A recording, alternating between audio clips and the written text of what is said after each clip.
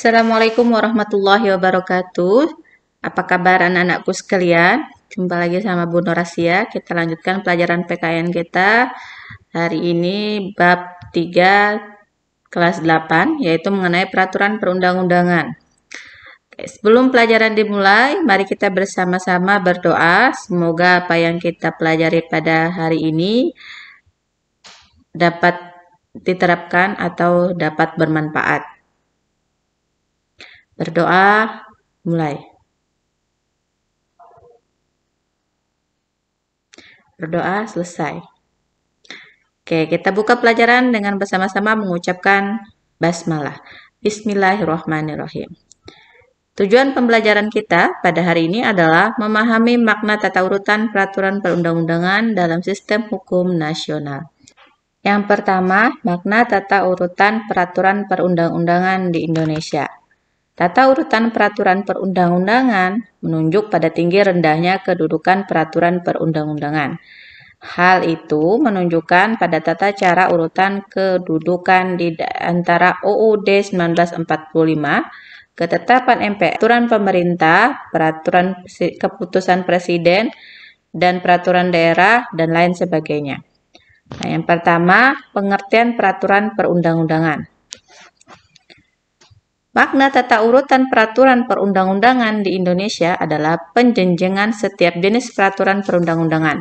Perjenjengan tersebut berdasarkan pada asas bahwa peraturan perundang-undangan yang lebih rendah tidak boleh bertentangan dengan peraturan perundang-undangan yang lebih tinggi. 2. Tata urutan peraturan perundang-undangan di Indonesia.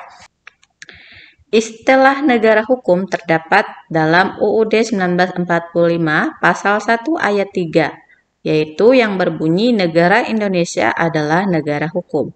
Akan tetapi, pengertian atau asas negara hukum dapat ditemukan secara tegas dalam penjelasan UUD 1945. Nah, pada bagian penjelasan UUD 1945 ditegaskan tentang beberapa hal, di antaranya adalah Indonesia adalah negara yang berdasarkan atas hukum.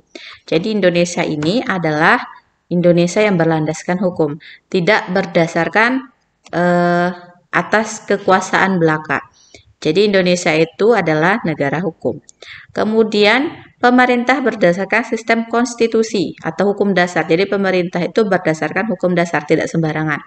Kemudian tidak bersifat absolutisme atau kekuasaan. Nah, negara hukum berarti negara yang dalam menjalankan tindakannya didasarkan pada aturan-aturan hukum yang ada. Dengan demikian, tugas negara adalah menjalankan kesadaran hukum negaranya. Oke, yang pertama kita bahas ciri-ciri negara hukum. Adapun ciri-ciri negara hukum yaitu perlakuan dan perlindungan hak-hak asasi manusia yang mengandung persamaan dalam bidang politik, hukum, ekonomi, dan kebudayaan. Yang kedua, peradilan yang bebas dan tidak dipengaruhi oleh suatu kekuasaan atau kekuatan apapun. Yang ketiga, persamaannya di depan hukum itu sama. Jadi artinya negara hukum itu mempunyai ciri-ciri sebagai berikut. Ada 3 ciri-ciri negara hukum. Nah, di antaranya adalah peradilan yang bebas dan tidak dipengaruhi oleh suatu kekuasaan atau kekuatan apapun. Nah, selanjutnya adalah tata urutan peraturan perundang-undangan di Indonesia. Tata urutan peraturan perundang-undangan. Adapun tata urutan peraturan perundang-undangan di Indonesia, yaitu pertama adalah Undang-Undang Dasar tahun 1945, kemudian ketetapan Majelis MPR Permusyawaratan Rakyat atau TAP MPR, kemudian yang ketiga adalah undang-undang, kemudian yang keempat adalah peraturan pemerintah pengganti undang-undang atau Perpu, kemudian peraturan pemerintah, kemudian yang selanjutnya adalah peraturan presiden, peraturan daerah, dan peraturan daerah kabupaten atau kota. Nah, jadi ada 7 tata urutan peraturan perundang-undangan di Indonesia. Yang pertama itu adalah UUD 1945, yaitu bersifat singkat. Artinya UUD 1945 hanya memuat 37 pasal ditambah beberapa pasal aturan peralihan dan aturan tambahan. Kemudian ada TAP MPR. Ketetapan MPR adalah keputusan majelis yang memiliki kekuatan hukum mengikat ke dalam dan keluar majelis. Kemudian ada undang-undang. Undang-undang merupakan peraturan perundang-undangan untuk melaksanakan UUD 1945. Dan ada peraturan pemerintah pengganti undang-undang atau Perpu. Kemudian juga ada peraturan presiden. Yang ketiga adalah asas-asas dalam pembentukan peraturan perundang-undangan. Nah, asas-asas dalam pembentukan peraturan perundang-undangan. Asas-asas dalam pembentukan peraturan perundang-undangan ditegaskan ke dalam 5 pasal dan penjelasannya sebagai berikut. Yang pertama adalah kejelasan tujuannya, di mana bahwa setiap pembentukan peraturan perundang-undangan harus mempunyai tujuan yang jelas yang hendak dicapai. Jadi tujuannya harus jelas dalam pembentukan peraturan perundang-undangan.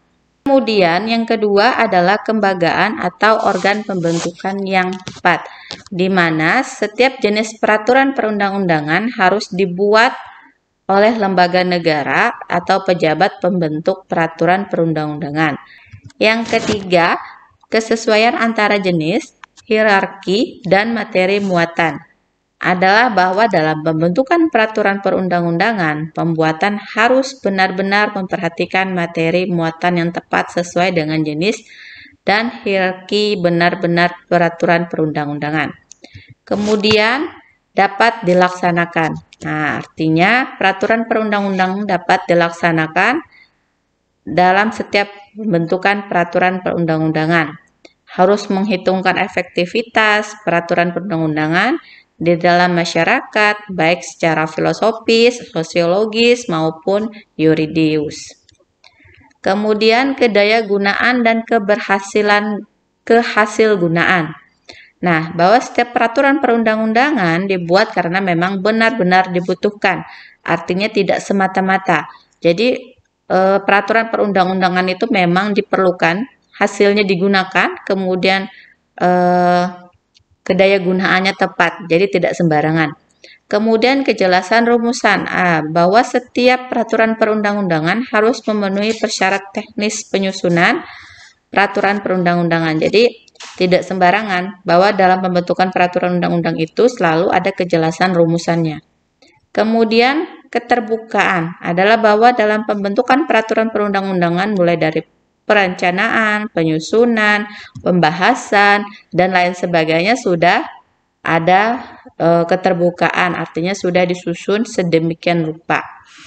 Oke, sampai di sini pelajaran kita hari ini. Semoga apa yang kita pelajarkan pada hari ini dapat bermanfaat dan dapat dipelajari dengan baik dan benar. Berakhiri, jangan lupa like, komen, dan subscribe tentunya di channel YouTube SMPS Bina Bangsa 02. Terima kasih. Assalamualaikum warahmatullahi wabarakatuh.